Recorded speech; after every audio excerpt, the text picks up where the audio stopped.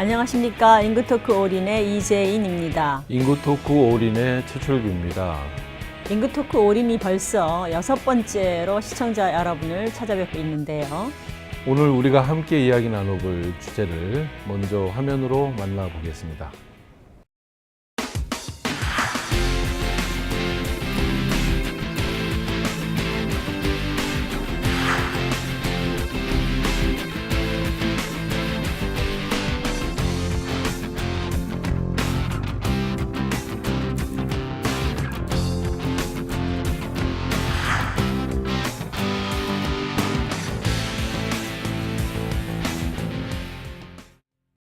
네, 이번 주 인구토크 올인에서는 초등 돌봄에 대해 살펴보려고 하는데요.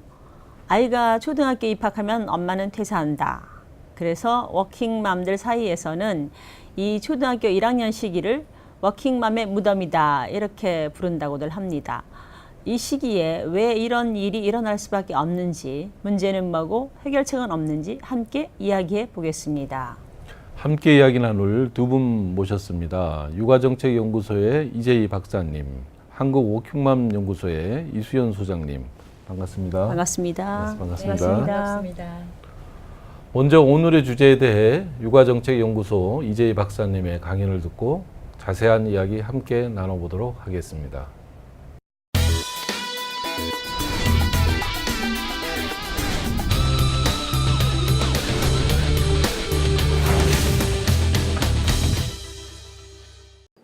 안녕하세요. 육아정책연구소 이재입니다. 오늘 제가 공유할 주제는 초등학교 입학하는 가정 어떻게 도와야 할까요? 특히 이제 초등 돌봄 공백과 관련된 내용을 소개하도록 하겠습니다. 여러분 대부분이 경험하고 느끼셨듯이 새로운 학교, 새로운 교육 과정에 적응하는 것이 결코 쉬운 일만은 아닙니다. 특히 인지적, 사회적으로 발달이 충분히 이루어지지 않은 아동이 학교에 새롭게 적응하는 것은 매우 어려운 일입니다. 이 시기 동안 아동은 새로운 공간, 특히 엄격해진 규칙, 그리고 새로운 사회적 관계를 맺게 됩니다. 또 주변에서 아동에 대한 기대 수준이 초등학교에 입학했다는 그 이유 하나만으로 크게 달라집니다.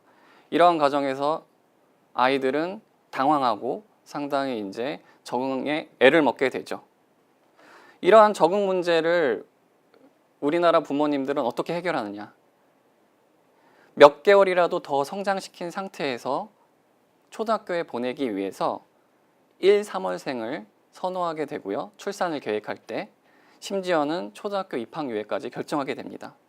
하지만 아시다시피 부모의 걱정과 우려를 해소할 수 있는 길은 막막하기만 합니다. 가장 큰 이유는 부모님들의 시간이 없다는 점입니다. 제가 준비한 그 노동시간 자료를 보시면 아시겠지만 부모의 역량을 발휘하기에 지지적인 환경은 아니죠. 물론 이제 과거보다 근로시간이 많이 줄었고 그리고 일가정 양립제도를 활용하는 비율이 높아진 거는 사실이지만 여전히 우리나라는 근로시간이 긴 국가 중에 하나이고요. 그리고 이제 부모님들이 또 이런 장시간 근로 때문에 이제 자녀와 공유할 수 있는 시간이 줄어들게 됩니다. 그렇기 때문에 아동이 학교에 잘 적응했는지, 힘든 점은 없는지 이런 것을 이제 지속적으로 확인해야 되는데 이런 거를 이제 놓치게 되는 가능성이 높아지는 거죠. 이러한 근로시간 문제는 특히 초등학교 예비 학부모님들한테 더욱 부각됩니다. 2014년, 15년 육아정책연구소가 실시한 한국 아동 패널 조사에 따르면 유치원이나 어린이집에 다녔던 아동이 초등학교에 다니기 시작했을 때 기관에 머무는 시간이 이제 1시간 반 정도 줄어드는 것으로 나타났습니다. 즉 아동이 입학하면은 돌봄 공백이 발생할 가능성이 높아지는 거죠. 자녀가 초등학교 입학을 둔 예비 학부모, 특히 이제 맞벌이 가구에서는 현 상황은 아이가 어떻게 초등학교에 적응하느냐 이런 문제를 고민하기 앞서 이러한 자녀의 그 돌봄 공백을 어떻게 해결할까 이런 것을 이제 먼저 걱정하게 됩니다. 이러한 이유 때문에 초등학교 입학을 둔 예비 학부모, 특히 이제 어머니들은 돌봄 공백을 해결하기 위해서 직장을 그만두거나 혹은 이제 안 좋은 직장, 즉 이제 시간제 일자리나 비정규직 일자리로 이직을 하게 되는 거죠. 이게 이제 초등학교 자녀 입학이 어머니의 경력 단절 문제까지 이어지게 되는 거죠. 특히 이러한 상황에서 또 다른 문제점은 자녀의 돌봄 공백을 해결하기 위한 아동의 학교 적응 지원에 대한 역할이 어머니한테 너무 집중되어 있다는 점입니다. 제가 연구한 자료인데요. 어머니의 일 양육 갈등과 자녀의 학교 생활 적응과 관계된 연구 결과입니다. 어머니의 일 양육 갈등이 높을수록 자녀의 학교 생활에 대한 관심은 떨어지는 것으로 나타났고요. 이로 인해서 자녀의 학교 생활 적응 수준이 이제 떨어지게 되는 거죠. 즉 이제 어머니들이 과중한 업무에 시달리게 되다 보면은 자녀에 대한 관심이 소홀하게 되고 이로 인해서 초등학교에 잘 적응하고 있는지 문제가 없는지 이런 부분들을 이제 계속 놓치게 된다는 거죠. 이것이 결국 이제 추후에는 자녀의 학업 성취에까지 영향을 줄 수도 있고요. 문재인 정부는 이러한 문제를 해결하기 위해서 온종일 돌봄 체계 구축을 국정과제로 발표했습니다. 지난 4월에 온종일 돌봄 체계 구축 운영 계획을 발표했는데요. 이 초등학교의 돌봄 공백 해소와 어머니의 경력 단절 해소를 하기 위해서 2022년까지 1조 원 이상을 투입해서 학교와 지역 돌봄 시설을 크게 확충해서 20만 명까지 늘린다는 계획입니다. 초등학생 53만 명이 이렇게 되면 이제 돌봄 서비스를 받을 수 있게 되고요. 돌봄 대상도 현행은 이제 저학년 대상으로 공급되고 있는데 이제 전체 학년으로 이제 확대한다는 계획입니다. 일단은 맞벌이 부부가 활용할 수 있는 방과 후 돌봄 서비스가 증대된다는 점에 있어서는 환영할 만한 소식입니다. 하지만 공간 확보, 돌봄 서비스 질 문제 등을 비롯해서 공급 확대를 위해 정책적으로 해결해야 할 문제가 너무나 많습니다. 또한 최종적인 목표인 아동의 행복한 성장을 위해서 이 방안이 적절한 방안인가에 대해서도 고민할 필요가 있습니다. 제가 실제로 아이들과 면담한 결과 아이들이 가장 원하는 것은 방과 후 시간에 가족과 함께 공유하는 시간이었습니다. 이러한 아동의 시각도 반영될 필요가 있고요. 종국에는 이제 부모와 아동 모두가 행복할 수 있는 정책 방향이 무엇인가를 지속적으로 이제 고민할 시기라고 생각됩니다. 네, 이상입니다.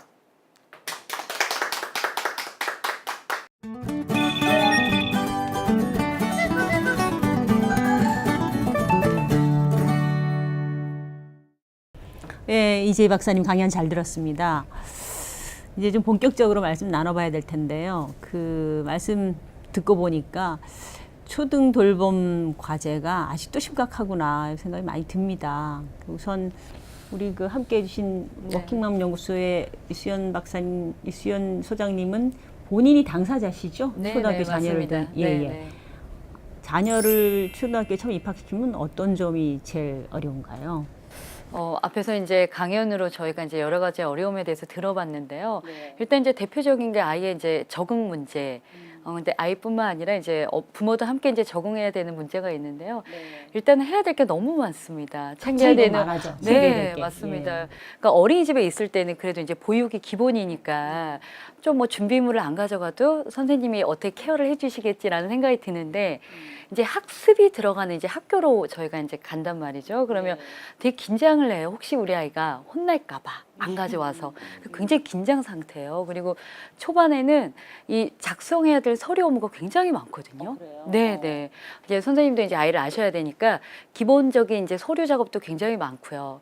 또 아이 뭐 준비물이라든가 또 참여해야 되는 학교 행사들이 너무 많잖아요. 근데 그 행사 일정을 이제 뭐 회사에서 지원이 되는 게 아니기 때문에 이제 그런 문제, 이렇게 여러 가지 이제 문제들로 인해서 우리 워킹맘들이 이제 굉장히 힘들어하죠. 그리고 이제 가장 또 이제 힘든 거는 일단 아이들 이른 학교거든요. 그 이제 어린이집이나 이제 유치원에는 사실 저희 이제 법정 보육 시간이라는 게 있지 않습니까? 특히 이제 어린이집은 7시 반까지 이제 우리 아이를 맡아줬다면 학교로 가면서 애들이 이제 11시, 12시 뭐 길게 있어도 1시에 이제 아이들이 학교를 하기 때문에 그동안에 이제 돌봄 공백이 생김으로써 굉장히 불안하잖아요.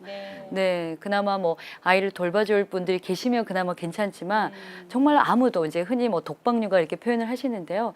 그런 분들이라면 정말 너무 힘들죠. 네. 그런 것 같아요. 네, 지금 네. 뭐 유치원 같은 경우는 뭐 이제 저녁까지 다 네, 이렇게 네. 케어가 되잖아요. 근데 초등학교 들어가면 이제 1시에 마치니까. 맞습니다.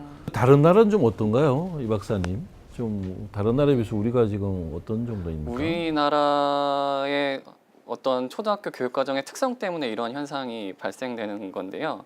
그 OECD 국가들과 다르게 우리나라는 그 연령을 고려해서 교육과정 체계가 구성되었거든요. 그래서 이제 학년이 증가할수록 그 수업 시수가 늘어나는 형태로 이제 교육 체계가 구성되어 있습니다. 그 2013년도 교육부와 교육과정 평가원에서 OECD 8개국 대상으로 이제 그 수업 시수를 조사를 했거든요. 이게 전반적으로 이제 OECD 평균보다 낮은 편에 속했고요. 특히 이제 문제가 되는 게 초등학교 1, 2학년 연간 수업 시수입니다. 자, 많은 국가가 캐나다였는데 캐나다는 이제 900시간 이상 하는데 우리나라는 이제 600시간이 좀 안 되고요. 거의 300시간 이상 차이가 나는 것으로 나타났고요.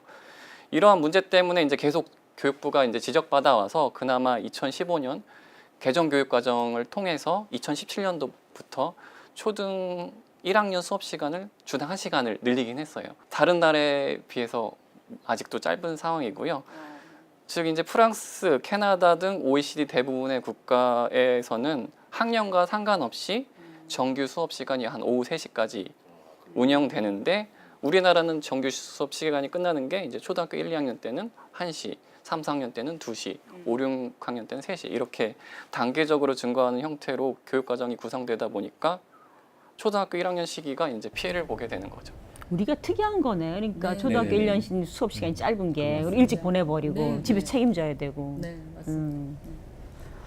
그런데 또 그렇게 유치원 어린이집보다도 더 이제 집에 와서 머무는 시간이 많아지는데 우리 학부모님들은 다 그에 대한 대비가 잘 안 된다는 말씀이죠. 일가정 양립 여건이 아직 좋지 않아서. 네네, 특히 이제 맞벌이 가구로 가다 보면은 이제 부모님들이 놓치게 되는 거죠. 뭐 조부모를 활용한다던가 아니면은 이제 육아 도우미를 활용하는데 이 육아 도우미를 활용하는 비용도 만만치가 않거든요. 네. 저희 연구소 제가 이제 연구한 결과에 따르면 거의 그 육아 도우미한테 60만 원 이상씩 지불하는 경우도 있고요. 이렇다 보니까 이제 맞벌이이면서 저소득층에서는 이제 돌봄 공백이 발생하는 거죠.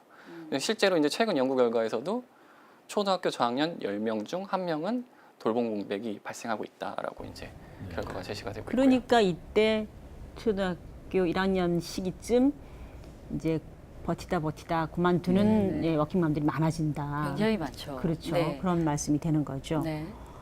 그런데 또 이제 이어가려면 직장 생활을 이어가려면 어쨌든 그 일찍 끝나는 시간만큼을 활용을 어떻게 해야 된단 말입니다. 예. 그 어떻게 지금 이 시기를 메우고 있나요? 그러니까 어린이집보다도 더 짧아진 시간, 일찍 돌아오는 시간을 각 가정에서는 어떻게 대응하는 걸로 나옵니까?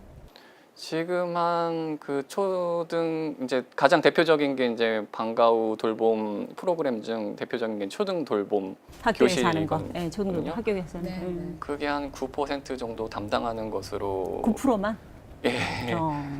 그리고 이제 뭐 아이 돌봄 서비스라고 이제 여가부에서 하는 사업이 있는데 이거는 실제로 거의 커버를 하지 못하는 상황이거든요. 물량이 너무 작아서 네, 한 2만 명 정도 전국적으로. 예, 활용하는 거. 특히 이제 초등학교 대상으로 그 정도 하고 이제 저소득층 가구 같은 경우는 지역 아동센터를 활용하고요.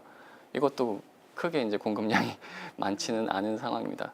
특히 이제 맞벌이 부부 대상으로 그 지역아동센터 정책이 설계된 게 아니기 때문에 저소득층 대상이거든요. 거의 활용하지 못하고 있는 상황입니다. 그 종합하면 그 교육부에서 국가에서 해주는 것도 다 감당이 안 되고 네네. 그 지역에 원래 있던 뭐 시설들도 감당이 안 되고 그러면 이제 각 가정에서 알아서 해야 된다는 얘기인데요. 맞습니다. 그러니까 대표적으로 이제 그 시간을 어떻게 활용하는지 경험자께서 말씀해 네. 주셔보세요. 이제 앞에서 박사님 말씀하셨지만 일단 이제 학교 방과 후라든가 돌봄을 이제 이용하신 가정이 많은데요. 이제 돌봄 로또라는 표현을 하거든요. 엄마들 사이에서는. 왜냐하면 내가 원한다고 다 보낼 수 있는 게 아니기 때문에 정말 극히 일부분의 아이만 갈 수 있거든요. 이제 그것조차 안 되면 이제 학원을 개인적으로 돌릴 수밖에 없는데 보통 이제 학원이 1시간에서 뭐 길어야 1시간 반인데 부모님을 만나기까지 한 5-6시간의 이제 공백이 있기 때문에 한 4개 정도의 학원을 애들이 이제 셔틀이라는 이제 표현을 쓰는데 여기 갔다 저리 갔다 이제 이렇게 하는 거죠. 그래서 이제 진짜 주변에서 누군가가 이제 협조를 해주시면 다행이지만 그것조차 안 되면 정말 아이 혼자 뭐 7시간, 8시간을 기다려야 되는 사실 아이를 이렇게 혼자 맡겨둔 부모는 절대 일에 집중할 수 없거든요, 사실. 네. 부모 입장에서도 그렇게 걱정이 되는데, 근데 정작 그 아이 당사자 입장에서도 네. 유치원에서 이제 초등학교로 가면은 상당히 그 적응하는데 굉장히 네. 뭔가 좀 스트레스 많이 받을 것 같아요, 초기에. 예, 그래서 학교 생활에 대한 적응 뭐 이런 게 좀 필요할 것 같은데 그 프로그램 뭐 이런 게 좀 마련된 게 좀 있습니까? 아이들이 학교에 적응하기 쉽진 않죠. 근데 우리나라는 이러한 이제 유치원에서 초등학교를 진학하는 과정을 이제 유초 연계 과정이라고 하는데 이러한 체계가 거의 전무한 상황입니다. 그러다 보니까 적응하기 쉽지 않고요. 그리고 유치원 7세반이나 초등학교 1학년이나 발달상 크게 차이가 없거든요. 네. 그러다 보니까 적응의 어려움, 특히 이제 지원 체계가 잘 구성되지 않았기 때문에 적응하기 쉽지 않고 실제로 학교 공포증이 제일 많이 발생하는 시기이기도 합니다. 저는 제가 그걸 겪었거든요. 그래서 일단 남자아이들은 이제 7세, 8세, 9세는 대근육이 엄청나게 이제 발달할 때라 마음껏 에너지 발산을 해야 되는데 우리나라 공교육은 그 이제 수용이 안 되다 보니 또 이해도 못 하시잖아요. 그래서 그 아이들 일단 이제 심리적으로 굉장히 스트레스를 받아요. 그래서 저희 아이도 학교 끝나고 이제 마음껏 에너지를 발산해야 되는데 엄마가 일을 하니까 이제 여기저기 이제 또 돌아다니는 그런 신세였거든요. 그러니 이 스트레스가 정말 몸으로 오는 거예요. 그래서 저는 진짜 저희 큰아이 지금 초등학교 4학년인데요. 정말 한 2-3개월은 계속 모든 병원을 다 순회했던 것 같아요. 병원을. 네, 이제 아이가 스트레스가 몸으로 와서 엄마 어디가 아파 해서 이제 회의하고 있으면 전화 와서 어머니 애가 열이 40도인데 이 아이를 어떻게 할까요? 그런 전화를 정말 계속 받았던 것 같아요. 생생한 직원이십니다. 네, 그래서 진짜 그거를 못 견디죠. 그렇겠네요. 네. 그러다가 그만 두게 되죠. 네. 그렇죠. 애를 이렇게 힘들게 할 수 있느냐. 그러니까 무슨 부귀 영화를 누리겠다고 그러려고, 아픈 네. 애를 이제 그런 심리가 들죠. 네. 아이가 초등학교에 들어갔다고 해서 아빠들이 갑자기 부지런해서 갑자기 뛰어드는 게 아니란 말이에요. 엄마한테 쏠리고 네. 어머니 자신도 그 초등학교 과정이라는 거에 대해서 뭐 어디서 갑자기 지원을 받는 게 아니니까 참 어려움이 많겠다는 생각이 듭니다. 일단은 사실 이 일가 가정의 양립이 사실 굉장히 어렵기 때문에 저희가 이제 그 법률 회사랑 같이 MOU를 맺고 저희가 이제 법률 상담을 해드리는데요. 실제로 상담하신 내용 중에 거의 한 90% 정도 이혼 상담이 굉장히 많으세요. 근데 실제로 이렇게 아이가 초등학교 이제 입학하면서 그때부터 생긴 갈등이 커져서 나중에 이혼 상담까지 하신 비율이 높아지니까 그만큼 이제 갈등과 스트레스가 굉장히 크다라고 보시면 됩니다. 집중되는 시기라. 네, 맞습니다. 네, 그 여성의 이제 그 일가정 양립에 대한 갈등이 굉장히 높게 되면은 그 이제 일하는 워킹맘 같은 경우에는 한쪽을 포기를 할 가능성이 많단 말이죠. 회사에서 이제 사직을 하거나 그렇게 되면 이제 여성들의 경제 활동이 상당히 위축될 텐데 어떤 영향을 미치나요? 네, 일부 선진국가에 비해서 많이 떨어지는 건 사실입니다. 경제 활동이 위축될 수밖에 없는 구조여서요. 이 맞벌이 가구 어머니들이 이제 돌봄 공백을 해소하기 위해서 고군분투하다 보니까 앞서 말씀하신 일가정 양육 갈등이 발생하게 되고 도저히 돌파구를 찾지 못하게 되면은 이제 그만두게 되는 거죠. 그래서 이제 앞서 아마 자료가 나갔을 텐데 작년도 건보공단 자료에 따르면은 초등학교 1학년에서 3학년 자녀를 둔 여성이 어머니가 새학기가 됐을 때 그만두는 인원이 이제 16,000명 정도 되는 것으로 나타났고요. 저희한테 상담도 이제 이 시기에 정말 많은 워킹맘들이 제가 계속 일을 해야 될까요? 그만둬야 될까요? 라는 질문이 굉장히 이제 증폭하는 시기가 1월부터 3월 그 사이고요. 이제 여기서 못 견디면 진짜 그만두시는 거고 버틴다 하더라도 굉장히 고통스럽죠. 1년 내내. 심각한 문제입니다. 굉장히 이제 심각합니다. 네. 그래서 이런 문제가 오래 지속돼 왔는데 이제 좀 우리 사회가 제대로 대체를 하려고 볼 수 있죠. 네. 지금 초등 돌봄 교실의 확대 뭐 이런 게 지금 정부에서 발표되고 있다고 아까 강연에서 말씀 주셨는데 좀 이따 그 얘기를 이어가 보도록 하겠습니다.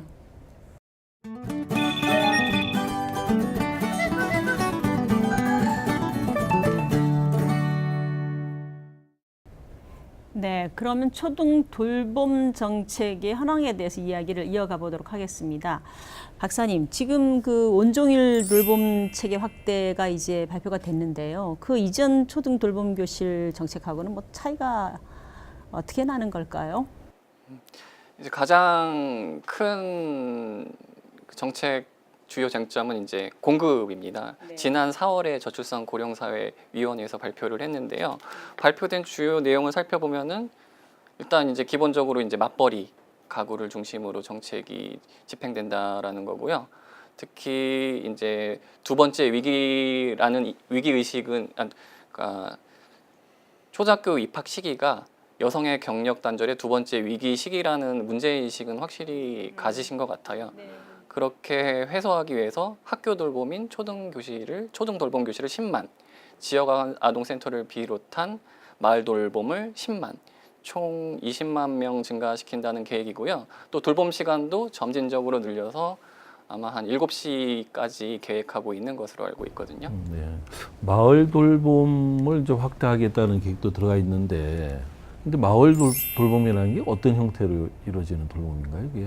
아마 여기 계신 분들도 한 번씩 다 들어보신 말일 텐데요. 또 힐러리 클린턴이 이야기해서 유명해진 속담이죠. 한 아이를 키우기 위해서는 온 마을이 필요하다라는 말에서 시작된 아이 돌봄에 대한 개념인데요. 기본적으로 지역사회 자원을 활용한 돌봄이라고 이해하시면 될 것 같습니다. 이미 지역사회에 자리 잡은 뭐 빈곤 가정 아동을 돌보기 위한 지역 아동 센터를 크게 확대해가지고 이용한다든지 아니면 작년도에 보건복지부에서 시범사업으로 운영한 다함께 돌봄 사업의 경우에는 지역사회 내의 주민센터나 도서관 그리고 아파트 커뮤니티 센터 등 이제 유휴 공간들을 활용해서 지역 내 이제 숨어 있는 인적 자원들 뭐 예를 들면 은퇴 교사나 혹은 재능 기부자 그리고 자원봉사자 같은 인적 자원들을 활용해서 맞춤 돌봄 서비스를 이용한다라는 거고요. 여성가족부의 공동 육아 나눔터도 이제 언급하고 있는데 이건 이제 지역 사회 내에 부모님들이 이제 협동하는 구조라고 볼 수 있습니다. 지금 이제 그런 마을 돌봄의 확대를 포함해가지고 이제 공급의 물량을 늘린다라는 게 이제 초점이란 말씀 주셨고 이제 앞으로 해봐야 되는데 이게 그래도 예상되는 어려움이라는 게 또 만만치 않을 거고 또 뭐 하기도 전에 비판이라고 하지만 어떤 궁극적인 목표를 생각하면 지금 이 계획이 또 뭐 그걸로 다 만족스러운 것도 아니잖아요. 그 말씀 좀 주시기 바랍니다. 네, 이 문제에 대해서 계속 저도 이제 관련 연구를 수행해서 질문을 되게 많이 받았는데요. 제가 어디 가서나 하는 얘기가 가장 큰 문제는 공간이다라고 얘기를 하고 있습니다. 현재 그 학교와 지자체에서도 온종일 돌봄 정책의 취지를 충분히 이해를 하고 있기는 하는데 쉽게 받아들이지 못하는 부분이 바로 공간 부분입니다. 우선 초중 돌봄 교실 같은 경우에는 이제 아이 수가 적은 농촌에 있는 학교를 제외하고는 전용 교실을 만들 수 있는 공간이 거의 어렵다라고 보시면 될 것 같고요. 결국 겸용 교실을 활용해야 되는데 겸용 교실을 하기 위해서는 뭐 책상 재배치, 공간 재구조화 이런 것들이 필요한데 학교에서는 이게 또 추가 업무로 인식하다 보니까 거의 이제 그 반대하는 입장이고요. 그렇기 때문에 겸용 교실 확보에 적극적이지 않은 상황입니다. 그리고 마을 돌봄을 하기 위해서도 유휴 공간을 확보해야 되는데 지역사회 내 복지 프로그램이나 행사 등이 워낙 많다 보니까 이미 거기가 선점하고 있는 상황이거든요. 그런 상황에서 우리 이제 돌봄 공백을 해소하기 위해서 공간을 내다오라고 얘기를 해봤자 이제 지금 거의 이제 힘든 상황이죠. 이렇게 이제 전용 교실을 비롯해서 공간 확보가 어렵다 보니까 이제 초등 돌봄 교실 같은 경우에는 뭐 서울시 교육청의 기준은 이제 교사 한 명당 25명까지거든요. 그런데 뭐 30명 가까이 육박하는 데도 있고요. 제가 돌아다닌 결과에 따르면은 그리고 이제 돌봄 교사들은 돌봄에 급급하다 보니까 양질의 서비스가 안 나가게 되는 거죠. 그러니까 그 거기서 이제 돌봄 교실 프로그램, 예, 그 돌봄의 질 그런 거죠. 그런 부분에도 아마 뭐 만족하기가 쉽겠습니까? 네, 이제 여러 가지 말씀들을 하시는데요. 일단 대표적으로 말씀하신 부분이 이제 일단 프로그램 질 문제, 질이 굉장히 낮다라는 문제고요. 또 아이들의 이제 안전 문제. 앞에서 이제 박사님이 교사 한 명당 25명의 아이들을 이제 보호한다고 하셨는데 그러다 보니 아이들이 제대로 케어가 안 돼서 안전 문제가 또 발생하는 경우들이 있거든요. 그리고 또 이제 앞에서 또 우리 박사님 너무 말씀을 잘해 주셔서 그 전용 교실이 없다 보니 이제 겸임에 이제 따른 여러 가지 뭐 청소라든가 안전이나 여러 가지 이제 문제점으로 인해서 그런 이제 불편함을 이제 아이들이 호소하면 이제 학부모들은 이제 굉장히 이제 힘든 거죠. 해줄 수 있는 부분이 없으니까. 일단 크게 한 3가지 정도 말씀하시는 것 같습니다. 추가 질문이 있어요. 네, 네. 그러면 방과후 교실이라 그러면 그래도 이제 지도 교사가 뭐 내용이 있지 않습니까? 네, 네. 공유하든지 뭐 가르치든지. 그러면 초등 돌봄 교실에 뭐 아이들 숙제하게 그냥 지원하는 건가요? 어떻게 하는 건가요? 이제 이것도 이제 지역마다 학교마다 또 교사마다 굉장히 이제 다양한 프로그램으로 운영이 되고 있는데요. 사실 교사의 역량이 좀 맡기는 경우들이 굉장히 많고요. 이게 이제 교사들이 자기 이제 상황에 맞게 이제 프로그램을 짜고 사실 저희 이제 둘째가 다니는 이제 학교 같은 경우에는 지역 사회에 연계해서 이제 고등학교 아니면 대학교랑 연계해서 그 학생들이 와서 직접 교과나 여러 가지 프로그램들을 가르치더라고요. 저는 이제 그런 프로그램들이 이제 말씀하신 이제 지역 사회에 연계해서 아이를 돌봐야 된다는 게 아마 이제 그런 것들이지 않을까 좀 생각을 해보고요. 사실 이런 것들이 아이들의 만족도가 굉장히 높습니다. 네. 그렇겠네요. 네, 네. 어떤 좀 자극이 있고 변화가 있어야지 흥미를 유지하기 쉬울 네. 테니까. 그러면은 뭐 그 해외 사례는 사실은 우리만큼 초등 돌봄 공백이 심한 나라는 아마 없을 테니까 우리가 이제 그 초등 돌봄 정책에는 선진국이 돼야 될 것 같은데요. 해외 사례도 그렇고 또 이게 지역 차가 꽤 있을 것 같아요. 그죠? 이 퍼실리티 저 자원과 이게 차이가 많이 나니까 지방으로 내려갈수록 좀 선진국이든 아니면 우리나라 지방 정부든 좋은 사례를 이럴 때 좀 시청자분들 소개를 해주실랍니까? 일단 그 선진국 사례를 들어보면은 그 선진국에서는 이제 방과후 돌봄의 공백을 이제 돌봄으로 접근하지 않고요. 그 아동의 자유로운 놀이 그리고 활동을 보장하는 형태로 방과후 프로그램이 운영되고 있습니다. 그 대표적으로 방과후 프로그램 운영이 잘 된 국가가 이제 스웨덴, 프랑스 같은 국가인데요. 여기서 운영되고 있는 사례가 이제 레저 타임 센터라는 개념이거든요. 이 레저 타임 센터는 학교 밖에 있는 경우도 있긴 하지만 거의 대부분 이제 학교 안에서 운영되는 형태고요. 스웨덴의 레저 타임 센터의 예를 들어보면은 이제 방과후뿐만 아니라 그 수업이 시작되기 전부터 운영되기 시작해요. 그래서 원하는 경우 조식도 함께 제공하고요. 프로그램은 주로 이제 예체능 위주. 아까 그 이 소장님께서 말씀하셨던 아이들이 좋아하는 뭐 음악, 스포츠, 댄스 등으로 구성되어 있습니다. 스웨덴 같은 경우에는 이제 초등학교 저학년이 이러한 형태의 프로그램을 거의 80% 이상 활용하는 것으로 나타났는데 우리나라는 이제 20% 이제 초등 돌봄 교실 같은 것도 이제 20% 미만 활용하고 있죠. 아직요. 네네. 매우 부족한 상황이고요. 그리고 또 이제 프랑스와 독일에서는 지자체가 방과후 돌봄에 상당히 많이 관여를 하고 있는 상황이거든요. 프랑스 같은 경우에 이제 학교 안에 지자체가 아예 들어와서 이제 그 방과후 프로그램을 실제로 운영하는 사례도 있습니다. 그러면 우리나라에서는 좀 선구적으로 잘하는 데가 어디를 주로 얘기를 하십니까? 방과후. 네. 우리나라에서도 이 스웨덴 레저 타임 센터를 이제 벤치마킹해서 하고 있는 데가 이제 도봉구가 있는데요. 이 도봉구도 이제 마을 방과후 활동이라는 이름으로 운영되고 있습니다. 그래서 학교와 지자체가 방과 후 활동을 협력해서 책임지는 형태인데요. 일반 교과와 관련된 방과 후 수업은 이제 학교에서 담당하고요. 이제 그 선생님들이 담당하고 여가 문화 활동과 관련된 거는 이제 예체능 비교과 과목 같은 경우에는 지자체에서 학교 안에 들어와서 이제 지역 사회 내에 있는 이제 우수한 이제 인적 자원들을 모셔와 가지고 프로그램을 진행하는 형태입니다. 즉 이제 지자체가 레저 타임 센터 역할을 하는 거죠. 참 바람직하네요. 네. 지역사회 자원과 맞습니다. 학교의 자원이 결합이 돼가지고 아이들이 훨씬 더 다채로운 프로그램을 특히 예체능 쪽으로. 맞습니다. 저학년은 특히 이제 말씀하신 예체능 부분에 굉장히 이제 많은 부모들이 신경을 쓰고 있는데 그런 부분이 이제 학교에서 커버가 된다면 너무 좋죠, 현재. 근데 그게 안 되다 보니 이제 사교육으로 다시 돌리고 있는 상황이어서 정말 도봉구처럼 각 지자체가 그렇게 예체능에 좀 더 이렇게 포커스를 준다면 더 많은 이제 부모들이 학교의 공교육에 이 신뢰성을 또 갖고 아이를 맡기지 않을까. 네, 그런 생각이. 강원교육청에서도 뭐 하지 않습니까? 뭐 놀이밥 뭐 공감학교인가? 그건 어떤 겁니까? 관련 좋은 사례들이 계속 확산되고 있습니다. 강원도 교육청에서는 이제 올해 처음 시작하는 이제 놀이밥 학교라고 해서 아이들이 방과 후에 100분 정도 이제 놀 수 있도록 놀이밥 공감학교라는 이름으로 이제 운영한다라고. 놀이밥. 네, 놀이가 밥이다라고 해서. 놀이가 밥이다. 네. 뜻 좋네요. 네네. 그러면 이 지점에서 그러니까 국가나 사회에서 맡아주는 그 필요를 다 맡아주는 게 가장 바람직한 건가? 또 이런 질문이 들어간단 말입니다. 그 부분에 대해서는 조금 이따 다시 더 얘기를 나눠보도록 하지요.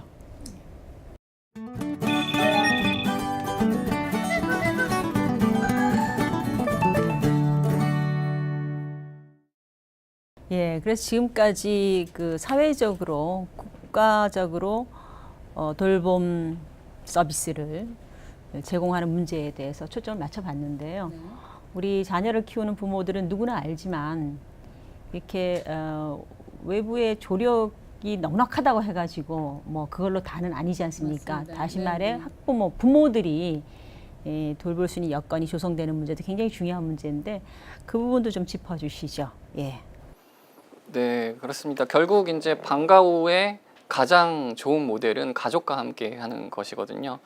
그렇기 때문에 이제 대부분의 선진국에서도 방과 후 돌봄 활동이나 프로그램이 활성화되긴 했지만 거의 이제 5시나 혹은 6시에 종료되는 형태로 프로그램이 운영되고 있거든요. 하지만 아시다시피 이제 우리나라는 근로시간이 가장 긴 국가 중에 하나이고 또 부모님들이 자녀와 함께 하기 상당히 어려운 상황입니다. 실제 작년도에 방과 후 돌봄 연구를 수행하면서 아이들하고 되게 많이 대화를 나눠봤거든요. 그런데 이제 장시간 집에 가지 못하는 게 너무 힘들다라고 막 우는 아이도 있고요. 실제로 어떤 아이는 이제 초등 돌봄 교실에 있다가 이제 화장실에 갔는데 선생님이 이걸 놓친 거예요. 그래서 화장실에 갇혀 있다가 이제 밤늦게 구출된 적도 있어서 그게 너무 고통스럽다라고 얘기하는 경우도 있었습니다. 그렇기 때문에 이제 이런 근로시간 문제를 해결을 해야 되는데 올해부터 어쨌든 이제 52시간 근무제가 시행되긴 했는데 얼마나 성공적으로 정착될지는 앞으로 계속 모니터링 해야 될 것 같고요. 그리고 이제 52시간도 좀 제 생각에는 긴 것 같습니다.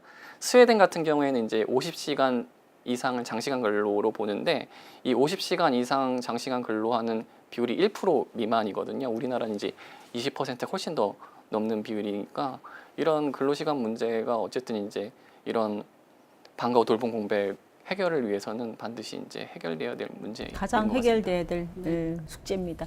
사실 이제 스웨덴 기업 같은 경우에는 이제 오후 4시 되면 거의 이제 퇴근을 하기 때문에 회의 시간을 절대 잡지 않거든요. 근데 이제 우리나라 같은 경우에는 거의 이제 퇴근 무렵 이제 6시 땡 되면 이제 아이를 빨리 픽업해야 돼서 나가려고 준비하고 있으면 회의합시다. 아니면 이제 회식합시다. 이제 이런 문화가 워낙 이제 당연시되고 있기 때문에 제가 이제 상담했던 워킹맘 중에는 정말 아이 보육 시간 이게 픽업 때문에 물도 안 마시고 그 줄여서 일하려고 그래서 커피도 안 마시고 화장실 안 가려고 물도 안 마시면서 그렇게 일을 해서 자기 이제 퇴근 시간 맞춰서 아이를 픽업하러 간다라고 그런 분들이 너무 많으시거든요.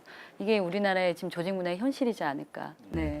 최근 그 저출산 고령화 사회위원회에서 그 아이가 입학할 때는 그 유연근무제, 그러니까 10시까지 출근하는 제도를 좀 확대하겠다. 맞습니다. 그리고 네. 또 특이하게도 이제 자녀 돌봄 휴가제를 도입하겠다는 이런 걸 발표한 적이 있거든요. 네, 네. 그래서 이런 부분에 대해서는 좀 뭐 어떻게 생각됩니까? 올해 초에 발표된 정책이죠. 이제 초등학교 입학생 자녀를 둔 학부모의 부담을 덜어주기 위해서 초등학교 1학년이면 오전 10시에 출근해도 된다. 그래서 출근 시간을 오전 10시로 조정하면은 1인당 최대 44만 원까지 지원하겠다라고 발표를 했는데, 또 오늘 저출산고령사회위원회에서 또 발표를 한 게 이제 육아기 근로시간 단축 제도를 활성화하는데, 이제 근로시간 1시간 단축하는 것, 월 1시간 단축하는 거는 이제 임금 삭감 없이 지원해 주겠다라는 정책을 발표했거든요. 어쨌든 이제 이런 뭐 기존에 있던 좋은 유형 근로제도 있긴 하지만, 이렇게 새롭게 그 육아기에 자녀들의 돌봄할 수 있는 기회를 더 많이 주는 제도들이 계속 만들어지고 있는 추세인 것 같긴 합니다. 반가운 일입니다. 네, 반가운 일이긴 한데 사실 어떻게 보면 이제 제도는 잘 돼 있는데 그것을 제도가 이제 제대로 이제 작동되고 충분히 활용되고 있느냐, 그러니까 좀 실효성이 있느냐, 이런 문제가 더 우리 사회에 좀 더 큰 문제가 아닌가요? 그런 점에서는 어떻게 보세요? 네, 그 부분이 가장 문제입니다. 아무래도 모든 기업이 이 제도를 받아들이기 어렵죠. 그리고 오늘 또 그 저출산고령사회위원회에서 발표한 그 기사 밑에 또 댓글을 제가 확인해 봤거든요. 되게 비판적인 말들이 많더라고요. 나는 중소기업 다녀가지고 이런 제도 있어도 활용 못한다라는 비판이 지금 상당히 많은 상황이고요. 특히 이제 뭐 거의 중소기업 다니는 워킹맘들은 거의 제도를 활용하기가 어려운 상황입니다. 그렇기 때문에 이런 격차를 줄이는데 좀 더 초점을 맞춰야 되지 않을까라고 개인적으로 생각했거든요. 사실 이제 저는 기업이나 기관에 가서 현장에 있는 워킹맘과 워킹데이들을 이제 만나는 일을 주로 하다 보니, 정말 지금 이제 박사님 말씀하신 것처럼 여러 가지 제도는 정말 지금까지 많이 발표가 됐고, 오늘도 저도 이제 발표가 되고 나서 이제 인터뷰도 많이 하고 댓글도 봤지만 신뢰가 없습니다. 사실 올 초에 정말 반겼던 그 제도가 이제 초등학교 입학하는 자녀를 두신 분들 10시 출근한다고 그게 이제 발표가 돼서 정말 많은 분들이 환호했거든요. 근데 그걸 정말 이용했다, 혜택을 입었다는 분이 단 한 분도 없으세요, 일단은. 그래서 저희한테는 오히려 어떻게 하면 이거를 저희가 혜택을 입을 수 있냐, 어떻게 하면 이용할 수 있냐. 발표뿐이었어요? 실행이 안 따라간 이거 거예요? 그래서 이게 이제 한두 번이 아니다 보니 어떤 제도가 발표가 돼도 또 그러다 말겠지, 이제 이런 불신이 굉장히 크고 있는 상황이어서, 그러니까 이제 항상 저희 전문가들이 이야기하는 거는 제발 여러 가지 부패식으로 제발 나열하지 말고 한 가지라도 제대로 했으면 좋겠다. 이제 그게 이제 뭐 유연근 문제도 마찬가지지만 육아휴직, 특히 이제 남성 육아휴직 제도 뭐 이런 것 하나라도 제발 제대로 실용성 있는 거를 한번 밀고 가보자라는 게 사실 저희가 주장하는 바거든요. 네, 이제 정부와 공공기관이 솔선수범하겠지만은 민간 같은 경우는 활성화시키려면은 뭔가 좀 인센티브 같은 게 있어야 되지 맞습니다. 않을까 네, 싶거든요. 네. 가령 네. 이제 무슨 뭐 입찰이 있거나 그럴 때는 육아휴직 제도나 이런 거를 일가정 양육 제도를 잘 그 한 기업에 같은 경우에는 뭐 혜택을 주거나 그런 식으로 해서 전반적으로 좀 활성화시키고 좀 유도해 나가면 어떨까? 맞습니다. 이제 저희도 많은 이제 기업 경영자들을 뵈면 굳이 할 이유가 없는 거예요. 이렇게 이제 네, 맞습니다. 네, 그러다 보니 나중에는 정말 차라리 여성들을 고용하지 않겠다. 너무 피곤하다. 사실 그런 인식이 좀 팽배해 있는, 특히 이제 진짜 중소기업이고 소규모 사업장은 이제 여성들을 기피하는 사실 그런 이제 문제점까지 낳고 있거든요. 그러니까 정말 사회적인 인프라도 역시 마찬가지지만 정말 조직 문화가 바뀌어야 되고, 조직 문화가 바뀌려면 일단 경영자들의 인식 변화가 가장 먼저 우선시 돼야 됩니다. 그러려면 또 정부에서도 지원까지 인센티브까지 같이 연계가 되지 않을까. 네. 그 지원, 그러니까 이런 이제 일가정 양립을 할 수 있기 위해 필요한 이용할 수 있는 그 제도를 잘 운영하는 기업에게 좀 특혜를, 인센티브를 주는 건 확실히 필요한 것 네. 같아요. 그렇죠. 근데 이제 기업에서 저희가 이제 경영자들을 만나면, 물론 이제 그 금전적인 지원도 굉장히 중요하지만 사실 사람이거든요. 그 자리를 메꿔줄 수 있는 그 이제 사람에 대한 부분이 굉장히 크기 때문에 뭐 인재뱅크 뭐 활용하고 있다는 이야기를 하지만 사실 그런 부분까지 이렇게 금전적인 지원 플러스 인센티브 플러스 이제 사람을 좀 대체할 수 있는 대체 인력들을 좀 이렇게 공급할 수 있는 그런 인프라가 되어야 되지 않을까. 네. 대체 인력, 육아휴직. 예. 그것도 다음 기회에 언제 기획에서 한번 다뤄보도록 하고요. 지금 이제 가정에서 이제 부모들이 그 초등학교 자녀를 잘 돌볼 수 있는 환경 그 얘기를 지금 하고 있는데 예, 지금 큰 문제 중에 하나가 여러 가지 제도를 시행을 해봐도 자꾸 어머니에게 자꾸 책임이 집중된다. 맞습니다. 아빠들의 참여를 어떻게 하면 좋냐, 어떻게 이끌어낼 수 있겠느냐는 영원한 숙제인 것 같습니다. 남자로서 되게 뜨끔한 질문이네요. 그 경제활동 인구조사 부가조사 결과를 보니까 그 아이가 낳았을 때 여성은 근로시간이 확 주는데 남성은 안 주는 것으로 나타났더라고요. 또 작년도 고용노동부에서 발표한 한국 남성의 가사분담률이 이제 16.5%로 OECD 국가 중에 꼴찌였거든요. 그러긴 한데 늘고는 있어요? 네네. 과거보다? 늘었어요? 과거보단 늘고는 늘어요? 있는데 1위였던 국가가 이제 덴마크인데 덴마크는 거의 43.4%. 그러니까 전체 격차가 가사노동의 네. 거의 반 가깝게. 반 정도를 차지하는 거죠. 그러다 보니까 이제 그 여성들이 일 양육 갈등에 심하게 노출되게 되고 여성의 부담이 지나치게 높아지게 되다 보니까 이제 취업 여성들이 직장을 그만두는 현상 이런 게 계속 악순환의 고리처럼 이어지고 있고요. 이런 어머니에게 양육의 모든 책임을 전가하는 문화가 이제 개선되어야 될 것 같습니다. 저부터 개선해야 될 것 같고요. 근데 뭐가 제일 애롭습니까? 개선이 안 되는데. 아무래도 이제 저도 이제 연구 과제가 많다 보니까 늦게 가거든요. 그러면은 제가 그래도 아침에는 제가 아이를 유치원에 데려다 주겠다라고 해서 10시 출근해서 신청하셨어요? 예, 7시 퇴근하거든요. 근데 7시 퇴근해서 집에 가면 애들이 이미 다 자고 있어요.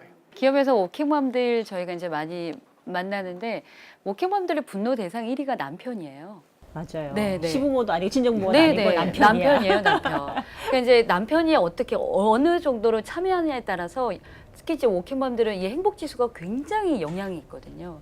근데 저희 이제 아버지 교육을 저희가 이제 9년 동안 기업에 가서 지금 저희가 아버지 진행을- 교육은 네, 아주 저희가 중요한 사업입니다. 데디 네. 스쿨이라 그래서 실제로 저희가 기업이나 기관에 가서 이제 아빠들 교육하는 프로그램을 저희가 9년 동안 하고 있는데 정말 아빠들도 요즘 인식이 많이 바뀌어서 해야 된다는 건 다 알고 있습니다. 근데 일단은 이제 뭐 여건도 그렇고, 네, 맞습니다. 여건도 그렇고 방법을 모르고 또 이제 해도 욕 먹고 아내들한테 그러다 보니 일단 막 칭찬받고 싶은데 나는 한다고 하는데 이제 아내는 이제 충족이 안 되니 자꾸 비난하고 이제 이런 것 때문에 위축이 돼서 안 한다는 부분도 굉장히 많거든요. 그래서 이제 사실 부부가 함께 아이를 키워야 돼서 아빠들도 이런 이제 교육이 좀 활성화가 된다면 더 적극적으로 이제 양육에 또 동참하지 않을까 그런 생각이 봅니다. 그러니까 그래서 저희가 이제 늘 항상 이야기하는 게 남성 육아휴직을 의무화시켜야 된다라는 게 사실 그게 다 이제 연계가 되는 부분이거든요. 그렇죠. 네. 남성 육아휴직은 저희가 또 따로 한번 다뤄봐야 될 것 같아요. 이렇게 오늘 이렇게 그 초등 돌봄의 현실, 어려운 현실, 그리고 또 우리 정부가 지금 하려고 하는 그 여러 정책들에 대한 소개, 뭐 그리고 또 더 나아가서 한국 사회 변화까지 잘 짚어주셨는데요. 말씀 중에 혹시 빠뜨리거나 꼭 강조하고 싶은 게 있으시면 마무리 멘트로 한 번씩 들어보겠습니다.